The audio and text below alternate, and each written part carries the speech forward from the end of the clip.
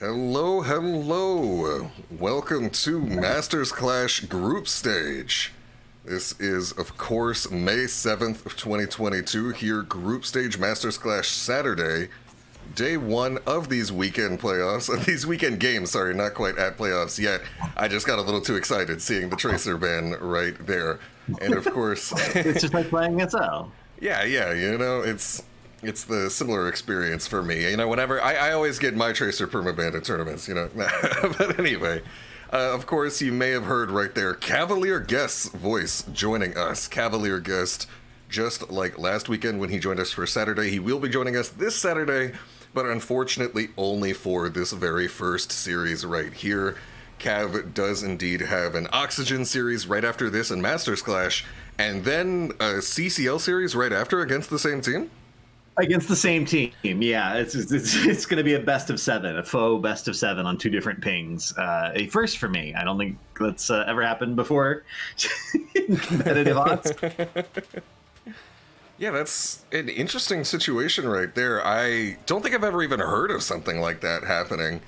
But regardless, so it's a best of two here, and then in CCL, it's what, best of five? Is that what you mean by the faux best of seven, or?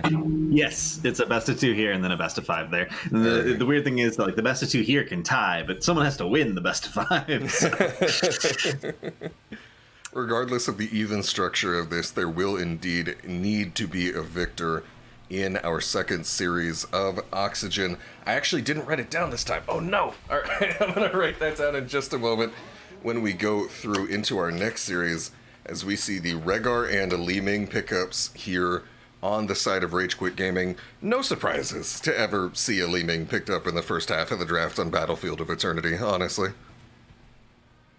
I'm a little surprised they went Hogger Stukov there and they didn't pick up the Diablo. Generally, it's really hard for a Li Ming to kill a good Diablo player once he has the spell shield, and then once he has his soul stacked up, he gets so much spell armor. It's a really popular counter, but they opted for Stukov, which, in my mind, strongly telegraphs double support, because you don't generally want to play Vala without a cleanse support. And the main exception, though, that is pretty much only picked on Battlefield of Eternity is Keybuild Vala. So maybe they're going to go with Keybuild Vala as a burst DPS, essentially, and then they're going to make another sustained DPS, and they're not going to go for the main tank Uther. I do know that I have seen Fish pull out the main tank Uther a few times here for Inting for Ruby already, even though I have only cast 1 week of Masters Clash so far. But it does indeed seem to be, at very least, an indication of an attempt at getting that Vala hypercarry with the double support here. Cav, I have no clue how to read the Cyrillic alphabet. Do you have any idea of what to do with this Anubarak player's name? Nope. Okay. I am going to try and DM them after game one and just be like, hey, real quick, how the hell do I say this? I think the intention is that it sounds what it looks like, but see, the Cyrillic will get you like that. If you try to read it as if it's not what it is, it will absolutely get you. I am skeptical, to say the least, as we do indeed see the double support come out right here. Not the Uther main tank, just a traditional double support, still a main tank, plus a hyper carry. Meanwhile, on the other hand, we see Sonya and Sylvanas. And I gotta say, even with the double support right here, I still think that Rage Quit Gaming has plenty of opportunities to get some burst kills. Chat's helping us out. Morenis, apparently. Morenis? Yes, is how you pronounce it. How's that here, Dino and the fellow one? If I say Morenis, am I still butchering it, or I just want to know, you know, help us out a little bit, all right? Us poor NA casters. I never had to cast anybody in all my years in NA that had Cyrillic lettering, so this is out of my element.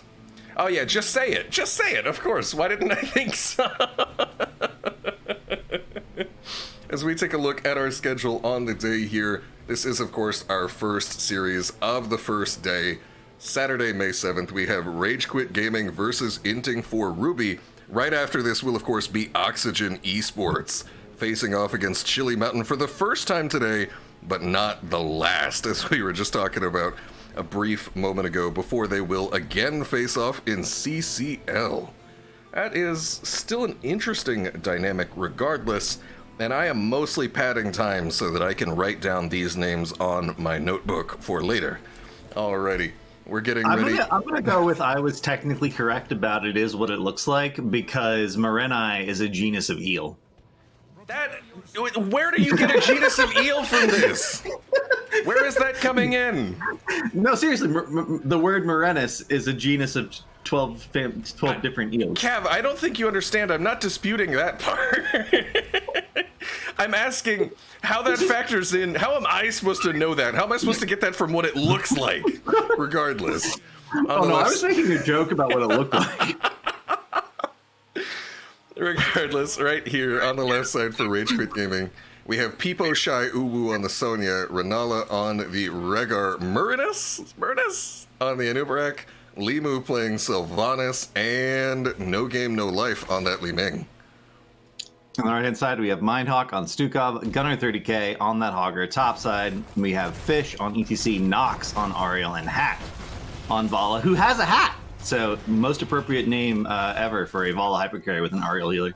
They just need an Abathur, and it will be complete, the trifecta. As we actually see some movement onto Mindhawk here, a little bit far from home right now. Gonna get caught out, and that will be a very quick first blood for the members of Rage Quit Gaming, catching a perhaps a little bit lost Stukov right there. Yeah, you can't really make rotates like that. One of the reasons that a lot of teams struggle to play double support is you have to do everything very, very safely. It's a comp that really has to scale, so you never want to fall behind early, so you never want to take any risks, like stepping out of your gate, as a random example that could not apply to anyone in this game. Just purely a hypothetical from CavalierGuest right here.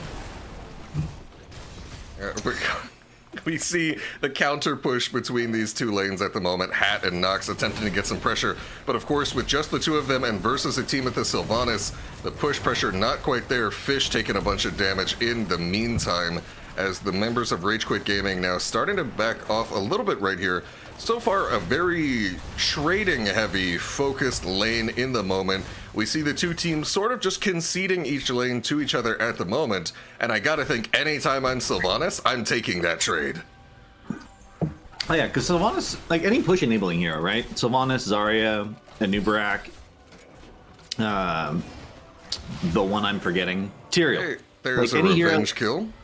Any hero that can really enable a push, like trading is fine because you're going to get more value than the other team does. Dare I say, included in that list, Kev, Uther or Lieutenant Morales with their ability to heal minions? Uther does sort of enable pushes. Morales has not traditionally been used that way. Oh, what a wall stun from Nox! Actually, so good. Hits him right on the corner. Mindhawk trying to get the chase. Will take a bunch of damage. In the meantime, that's a deep dive from Limu. Murinis also in there trying to get that damage onto Hat. One support gone, but they still have one left as it's a 2-for-1, evening up the kills for Inting for Ruby. I'm surprised Inting for Ruby isn't playing more for just not dying, because if they don't die, they don't give Li Ming resets, they should be able to win every long, sustained fight. But they're going hard looking for these kills. What was that spin? What was that spin? Wait, that's not how you do that spin. That camp is going to take substantially longer now. I'm just saying. Chat, you already know if there's a Tracer in the game, I'm going to spend 75% of it talking about how much I hate their build and playstyle. And we have a similar situation here with CavalierGuest as Murnus goes in onto Hat. Haunting Wave will be followed up by Limu, responded to with an instantaneous power slide. Hat's taking a lot of damage in the meantime, though. Nox on the scene, but it's not going to be in time. Wallstun does not take out Murnus, and that's going to be a dead Vala. I don't understand how you can have a fight with double support where your hypercarry like starts hitting someone and neither support is there. Like, that's impressive in a way. I don't know. Maybe they haven't. Maybe they didn't eat their Wheaties this morning. They need to wake up a little bit and stop being so split. I'm gonna ask these teammates to all play on one screen if possible, so that I don't miss the kills. But I know that that's an active futility here. as we see both teams racing out a bit. We're getting a little bit of feedback from you, Kev, but that's okay, as we see the orb over the wall does land onto Hat and Mindhawk, as this is a nearly full HP Immortal for Rage Quit Gaming. A full HP Immortal with a Sylvanas and an Anubarak is going to do, oh my god, is that okay? Ooh, no, he's not. And they need to leave. Like, you can't keep fighting. No, you can't keep fighting when your carry dies. The pressure continues to rise. Mindhawk will be second to fall. Peepo Shy will get knocked away just in time to save Nox's life. It's a double kill, 7 kills to 3 in favor of Rage Quit Gaming, 7 kills in 4.5 minutes. And as Cav said, the side of Rage Quit Gaming here, they have Anubarak, he spawns the beetles. They have Sylvanas, she shuts down the structures. Both supremely important tools for securing the siege right here. And I expect to see some threat onto, at minimum, this keep wall. I think there's a realistic chance that the entire keep goes down on first Immortal, which is not unheard of in competitive, but it does mean that you've been inting. Like, that's the only reason that should never happen. And I don't even see any rubies in here. Regardless, we do see Rage Quit Gaming pushing up. I note that Cascon has redeemed the Women Want Me Fish Fear Me hat. I'm not going to cut away from the gameplay to show you, but I promise it's on. As we now continue with this push, and this Immortal hasn't even dropped shield yet. Now, Fish with the power slide onto Murrinus, he drops very, very low, but this keep is still shut down by the Sylvanas Black Arrows. This is a very healthy Immortal. This will, in fact, beat up keep from Immortal number 110 just around the corner. Inting for Ruby trying to get an engage before that happens. Now, here's the opportunity for them to potentially make something happen, because the other team is completely out of mana and is inting. So if they... Okay. Now, hopefully this is like an HGC situation. For those who don't know, there was an HGC curse. If you lost both keeps on BOE, you were pretty much guaranteed to win the game. So they lose one more keep. They'll be able to activate the curse's powers in BOE competitive and come back.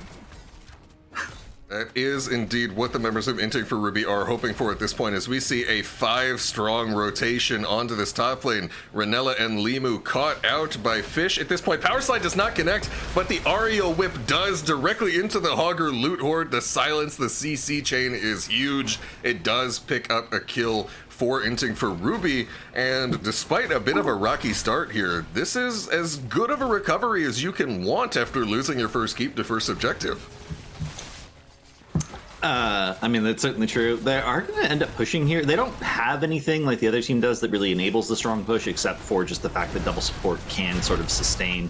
The Cocoon already used no kills off of that. We are going to see the Aegis come down as well. So far, okay, that's all their save mechanics, and it's not enough. Mindhawk goes down anyway.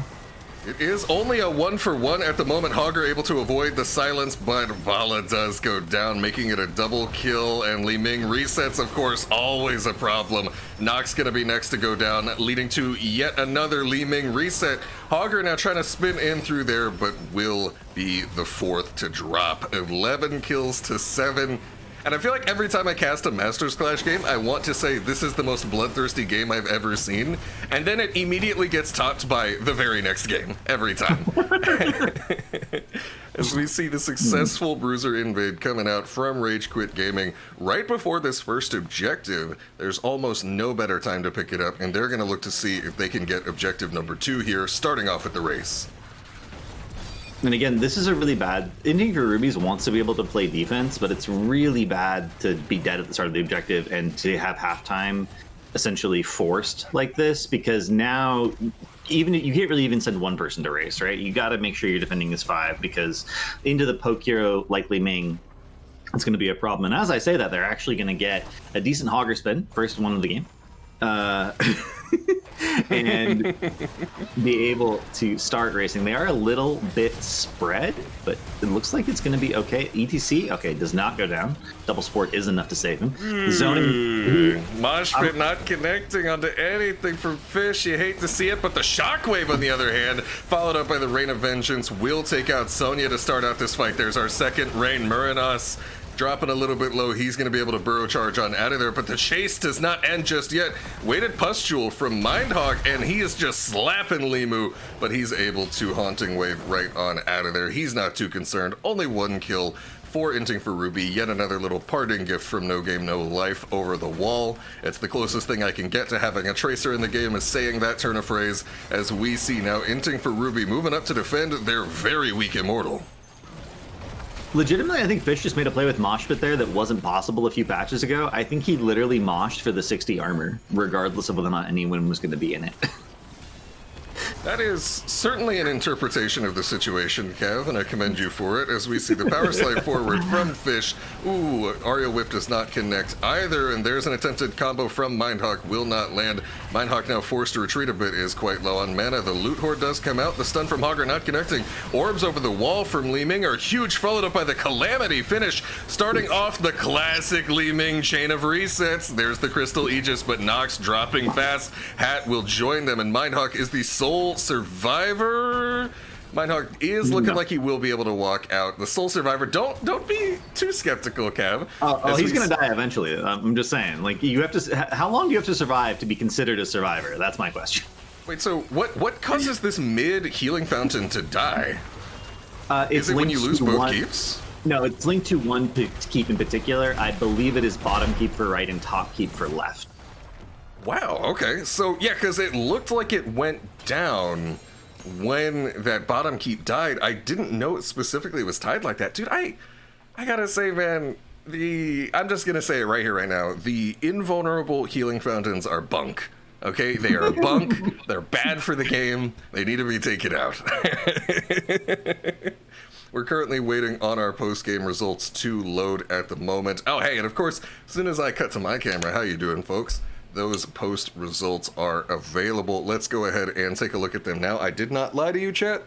The women do indeed want us, and the fish do indeed fear us. Let's take a look at that post-game lobby.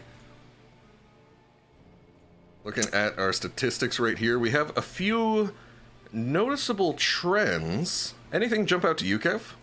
I'm going to tell you guys, it's really bad when you draft a hyper carry and someone on the other team does more damage than your hyper carry. Oh, no. Really good game from Limo, though. Limo did a lot that game. He did Ant once with his Haunting Wave. His other death was more understandable. It was just a result of pure greed.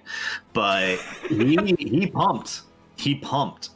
He did a lot of damage. Also, the solo support should generally not be out healing your double support comp, because each support on the double support comp should have more opportunity to be pressing their buttons, more opportunity to get big healing, especially because they were both area healers. Ariel and Stukov can both heal their entire team every time they push their heal button. So stats aren't everything, but if you understand what a comp was supposed to do and you have some context of how successfully a comp has been run in the past and what those stat lines looked like, you can look at the stats and be like, no, I know what went wrong in this game.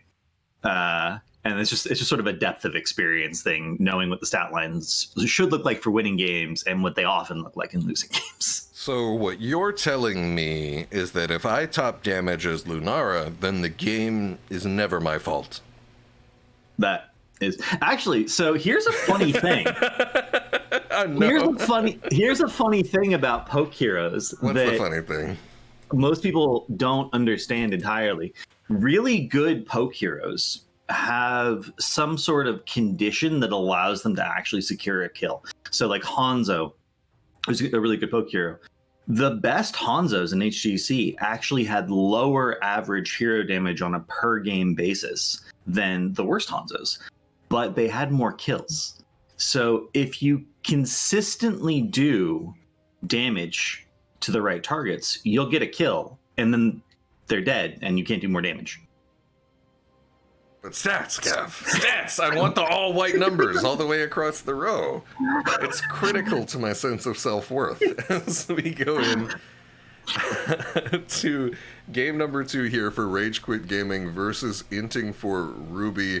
It looks like we have all 10 players. Hopefully we'll be ready soon for game number 2 of match number 1 to start. After this series, Cav will of course be coaching Oxygen Esports, and we will be joined by Full On Grits to cast the rest of the series for today. Thank you for the additional 3 entirely, I'm sure, redundant with other redemptions of the Women Want Me Fish Fear Me hat. The draft is getting started. Let's take a look. Tomb of the Spider Queen's not a map that's as easy to speedrun as BOE, so hopefully Inting for Rubies manages to pull it back a little bit and have a little bit more of an even game. Tomb of the Spider Queen is just such an interesting map. It's in many ways the polar opposite, I feel, of Battlefield of Eternity.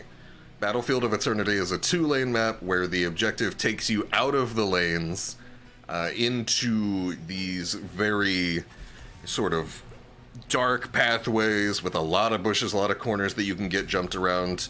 On the other hand, when you have Tomb of the Spider Queen, the name of the game is Wave Clear. You're in the minion waves the entire time. There's a boss. It's the 3 lanes. I almost think that these are about as far apart as 2 maps can be in terms of just their central identity. So maybe a little bit of a refresh here going into game number 2. But have you considered that they're both really dark? Oh, damn. All right. This thrilling analysis of Heroes of the Storm. In fact, yeah, talking about the lumens meta of Heroes of the Storm. Everybody remember when Sky Temple had its lumens nerfed and it went from daytime to nighttime? Yeah. Cav is really just touching on some of the most thrilling critical analysis parts of Heroes of the Storm. You can see why his coaching history is evident as it is. It looks like our scoreboard hasn't been updated yet, friends. We did see Rage Quit Gaming take game number 1. I see some comments in the chat about if it should be 0-0. This is a best of 2, and it should be 1-0 in favor of Rage Quit Gaming. Regardless of how this game goes, this is our last game of the series. At best, Inting for Ruby can tie it up. That is a very early Gul'dan. I think Gul'dan in the current meta may be a little underpicked, and he has the buff recently. They buffed both of his Q and E build 16s. They get Blaze, who is an extremely strong offlaner at the moment. You can't do that. That's not allowed. Please, God, Inting for Rubies, punish the fact that they just picked Leoric right there. I will be so sad if that Leoric is allowed to just play the game. So what would countering an early pick Leoric exactly entail, Cav? I know we saw it last week, but what goes on there?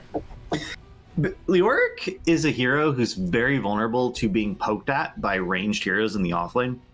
So if you pick something that can bully him, and pick something that can kill him when Entomb pops. So on Oxygen, Hanzo's currently banned, but on Oxygen, for instance, we would actually go Dragon Strike Hanzo. And when Entomb would get popped, we would Dragon Strike the Entomb to deny any follow-up, essentially mitigating the impact of that heroic. But also, you can pick Tychus, and you can literally just put your offlaner in the opposite lane of the Leoric and put Tychus versus the Leoric, and he will cry. That's not like a new thing. That's a strat that's been around since HGC. I can show you, dozens of games of HGC that happening in HGC, especially on Tomb, actually, because it's easier on Tomb than it is on any other map. Because your healer can get to you over the wall without having to compromise their rotations very much. So they can actually give you a little bit of sustain. Oh yeah. But they're gonna go with Anna, who is one of the heroes most vulnerable to being entombed. Okay. Looking for something a little bit different from what CavalierGuest is suggesting here, but I have faith in Inting for Ruby in their Nano Boost, Reign of Destruction, Gul'dan strats. Sorry for the leaks right there. I'm reading the script ahead of time here before the big comeback here in game number 2. As we go in and we see Diablo Maiev going to round out the draft for Rage Quit Gaming. They lost. Is that Inting for Ruby lost? Is that what you're calling? Yeah. Before you even see their 5th pick. Uh-huh. Okay. All right. That's quite the call out here from CavalierGuest, but he has conviction in what he's saying. There's no hero that can salvage this draft. Because the only hero that has a positive win rate into Maiev in competitive, assuming good execution, is Tracer. And not only is Tracer banned, and they're the ones who banned it, even if Tracer was not banned, Anna can't heal Tracer unless your name is Kyocha. There indeed have been few Annas in the history of Heroes of the Storm able to consistently hit Tracers. I know this all too well. Anna Meridan, the famous Leoric counter, has been called from Gascon coming into this. I remember what you were talking about as far as lane swaps go, Kev. We even had a game off-stream fairly recently. I'm not quite sure what our offliner was playing, but we swapped in my Tracer to counter the enemy Malthael. I was playing Hogger. Oh, of course. It's like a 90% chance. Yeah. In any given match, there is a constant that CavalierGuest is either happily playing Hogger or sadly playing another character, moping about the Hogger ban. All right? These are the two possibilities. Actually, I got into a NA game the other day on ladder where Unaverted, who of course is a CCL player, banned my Hogger. And then I killed him in a 1v1 as Tahaka to punish him. So it was fine. But I am deeply resentful if you ban my Hogger, and I will try to kill you for it. So just bear that in mind, anyone who sees me on ladder. You know, for some people, such as Liam Neeson in a certain movie, it's their daughter being kidnapped causes them to hunt you down to the end of the earth. For Cav, it is a ban of 1 hero out of 90 in Heroes of the Storm. As we see on the right side here, for Inting for Ruby, we have Fish 777 on that Muradin, Gunner on the Blaze, Nox going to be playing Ana, Mindhawk on the Lunara, and Hat playing Gul'dan. Who do we have for Rage Quit Gaming, Cav? Moranis on Diablo, Limu on Sylvanas, again, no game, no life on Junkrat, Renala on Rhaegar, and Peepo Shy, I think that's how you're supposed to say that, on Leora. Yeah, you gotta get a little bit of anime girl voice to it. You know, I'm just not very adept at this, as we see the triple Umbral Bind coming out from Limu, hitting so many resets continuously. There's the Sleep Dart, however. What's going on here? Gunner trying to hit the jet propulsion, does get Concussion Mind right into the thick of things, and he is gonna go down. Limu on the chase, lands the Umbral Bind onto Mindhawk, who's not going anywhere just quite yet, and it's actually a bait!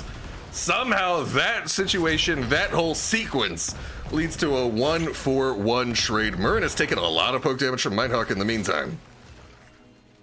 So there's an element of comfort here, right? Nox obviously extremely comfortable on Ana if he can hit raw sleep darts like that, although he did hit it off of the juke, right? Diablo dodged the Muradin stun, may have dodged the Muradin stun, but then couldn't dodge the sleep dart. It's an interesting dynamic that sometimes exists when it comes to multiple skill shots on the same team. You can't juke everything, and you can actually use the juke to get a kill. As we see now, Rage Quit Gaming here, making a little bit of a rotation onto Gunner and bot lane. Gunner with the fancy feet, hopping back and forth, maybe not aware of how many people are in his lane. 4 members of Rage Quit Gaming down here, as Junkrat has been relegated to the double soak position. Muranis getting the flip onto Fish towards Fish's own structures. Ooh, the Dwarf Tusk gets denied by Umbral Bind. Limu saying, get over here! Will knock him back in right there. This is now a 4-on-4 in bot lane. Lunara attempting to contest the double soak from Junkrat. Doesn't have level 4 yet, nor as much wave clear as Junkrat in general, and Rage Quit Gaming now with the advantage onto these neutral siege camps. Is Maiev Naish's at 1? Because I feel like this camp should have been done already. Okay, she is Naish's at 1. She must have used it on the Bruiser to get those out quickly then. And now she's doing it a little bit slower on the Siege, but it looks like they're going to have a rotational advantage. However, Inting for Rubies is going to have a much stronger mid push here if they decide to come, but they are not coming? Their DPS are both top clearing, so it looks like they're not going to get too much value there. Mindhawk clearing out that top lane at the moment. Both teams roughly even in terms of gems held for progression of this first objective. Myrna shadow charging Fish to get out of this bot lane, as Gunner now finishing off the clear onto these siege giants in bot lane. This is such a weird dynamic. This is literally double soak Junkrat, 4-man bot, and with the occasional rotate to mid. Junkrat is essentially the actual off lane here. And Inting for Rubies has not really managed to do anything to punish it. They've just pretty much left Blaze alone. Oh, the sleep dart mid-shadow charge onto Muranis from Nox, as Mindhawk dropped very low in that situation.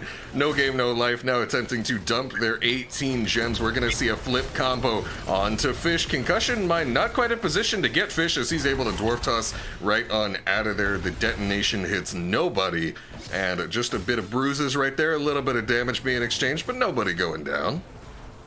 There's a little bit of Antis energy there, right? Because as a Junkrat player, you should be looking and thinking, okay, what's my Diablo going to do? So but Diablo did the EQ combo instead of a QE combo, so it looked like he didn't quite know where to put the trap, and that is going to be totally fine. And his healing is OP. How he misses the dart right as you say it. As we see Mindhawk now bullying No Game No Life a bit right there in the rotation between the top and middle lanes. Definitely a bit of stabilization for Inting for Ruby compared to last series. Looking much, much better this time around. Umbral Bind lands onto Fish. He simply activates it and then is able to jump right on out of there. Gunner right in the thick of things. This is a Blaze of 40 armor. He's not afraid to get up in there. Cleanse goes out onto Diablo, but the immediate sleep dart from Nox sets up the kill onto Murinus, a kill advantage. I think for the first time this series, for Inting for Ruby, Stormbolt now goes out onto the Maiev as well. That's a double kill. Sleep Dart will not be able to connect right there. And now 3 kills to 1 in favor of Inting for Ruby as they look to achieve their first Web Weavers of the game. They will be able to get that turn in. Lunara has to go all the way top to push that lane out. I'm curious to see what lane they're going to prioritize for their Web Weaver push, because they could prioritize mid keep, not great. Mid fort helps you a lot in securing future turn-ins. It gives the enemy team less distance to safety. It's arguably the most important fort on the map, and then of course top lane is usually considered the best lane to get the keep in because it is also the boss lane, which means you have 2 ways of getting something that can help push that lane out. Looks like they are going to be prioritizing the mid lane. So Lunara top, 3-man mid, Blaze bottom. Nothing too unusual here. And again, Fish getting EQ'd comboed by Diablo. That should not be happening as often as it is. I don't know why Fish is being so aggressive with this positioning. And I like that you touched on that, because that's actually what I was about to say, is that I've seen a lot of pressure coming out from the members of Rage Quit Gaming directly onto Muradin, onto Fish on that Muradin. And we see them, they land everything, but it's a Muradin, and there's Mindhawk actually bullying the Junkrat in the top lane, able to pick up the kill right there in the side lane. And combo after combo going out onto Fish, and I think Fish is just happy to keep taking these hits to the chin instead of his teammates. He's just willing to tank it over and over and over again and let his teammates survive and bully. Now Fish Soaky? What is going on? What is... okay. Blaze the bottom. No one's watching bottom turn-in, actually, and Leoric, I believe, is turning in. So they're giving turn-in for free. That is a very awkward decision. I'm surprised they didn't just back up clear lanes and police the turn-ins and focus on trying to get picks on the people who have the most gems so that Rage Quit Gaming could not get turn-ins. And they don't. It's not even that they got a camp. Now they're dealing with the turn-in plus a camp against them. I don't understand why they drop control of the turn-ins like that. The presence of this Bruiser camp right here, certainly to be a thorn in the side of Inting for Ruby. Fish missing the Stormbolt right there. Mindhawk actually did get flipped out of the base, but it's going to be okay. Had, on the other hand, though, entombed, and he's in the fryer.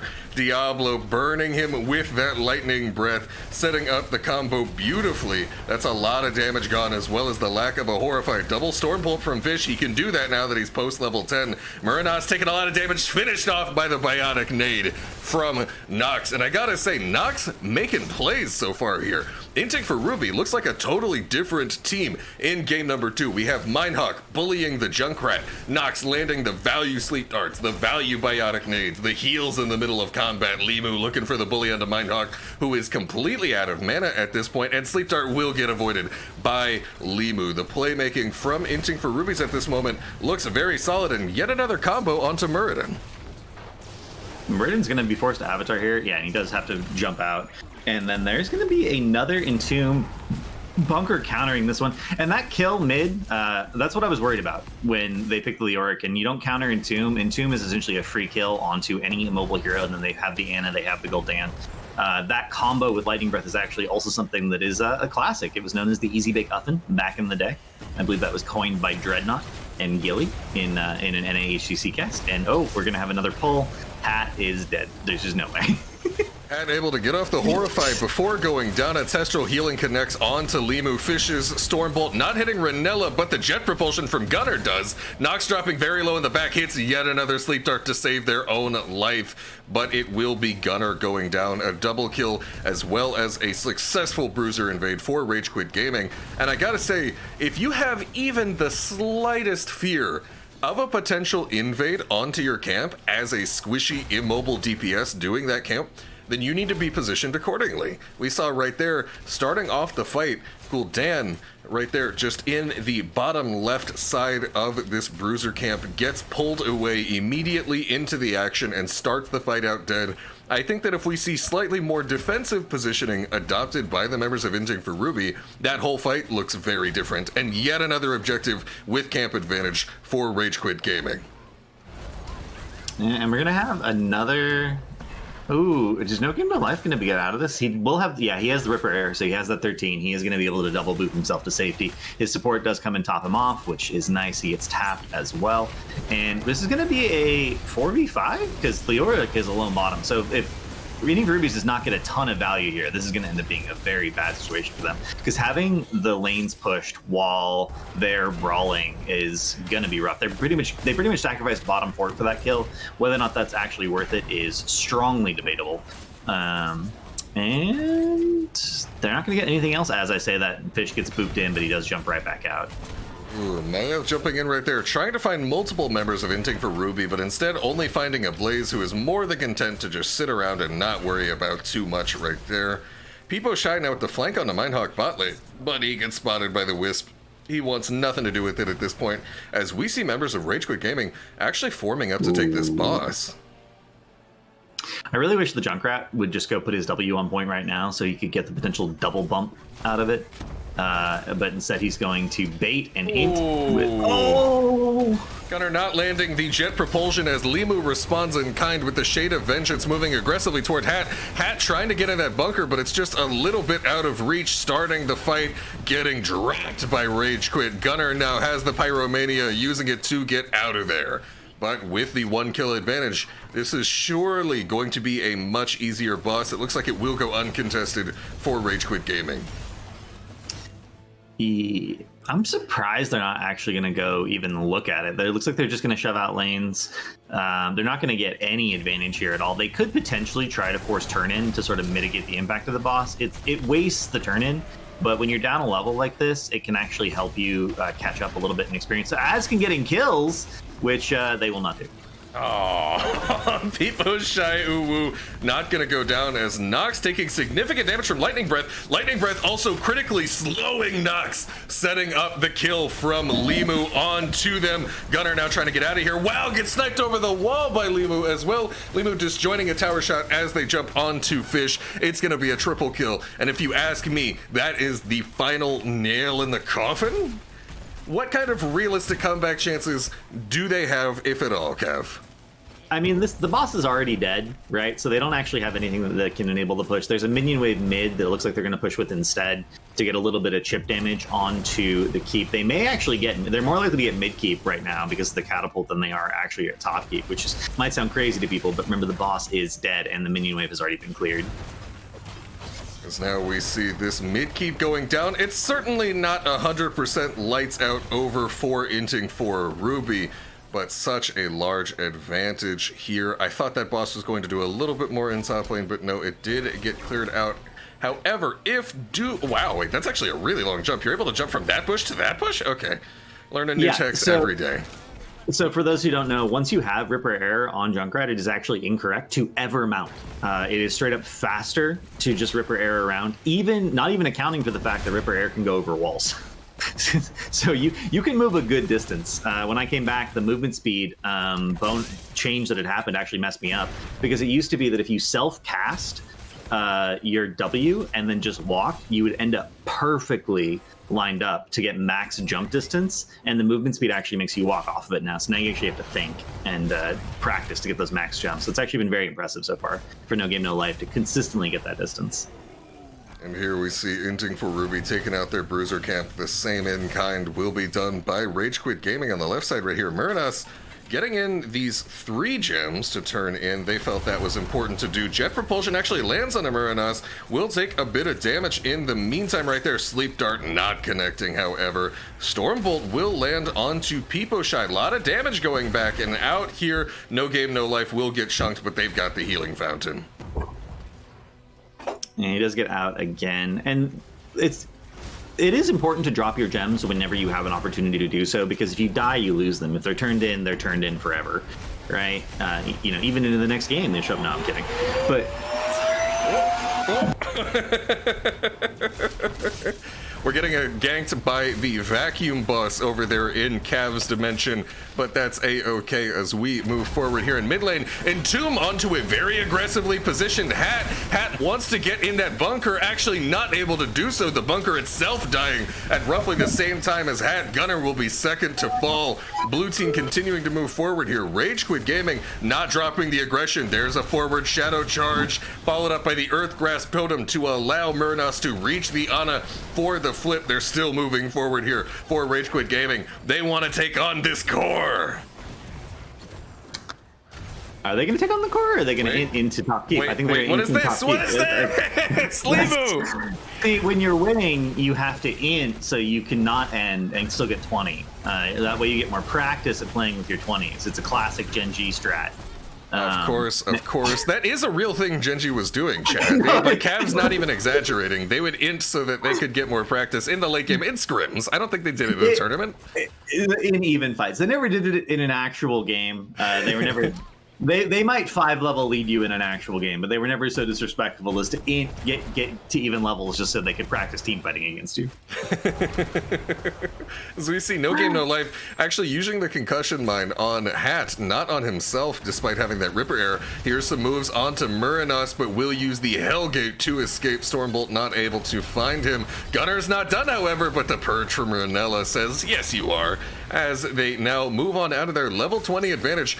Firmly secured 4 members of Rage Quit Gaming. The only advantage Inting for Ruby can push is this 5-on-4 while they wait for Maiev to show up onto the scene. Muradin gonna eat a Riptire to the face, as well as a Lightning Breath, forced to use the Avatar. Will walk right on out of there, and Maiev now lurking is joining us from the top left of your screen at the moment. This is now a 5-on-5 heavily in favor of Rage Quit Gaming, as Myrnos with the 75 spell armor, soul shield, as well as the ancestral healing. He's gonna be fine. Yet another Entomb manages to find Ana, will get into the bunker. It's actually the first death is going to be Leoric. Mega value bunker. It's a 2 for 2 so far. Riptire is lurking with the resets. Nox goes down. 3 for 2 in favor of Rage Quit Gaming. Only the tanks left alive. 4 Inting for Ruby, and not even that, as Gunnar will get dropped. So Fish has to live here, or they're going to be able to... And now he's dead.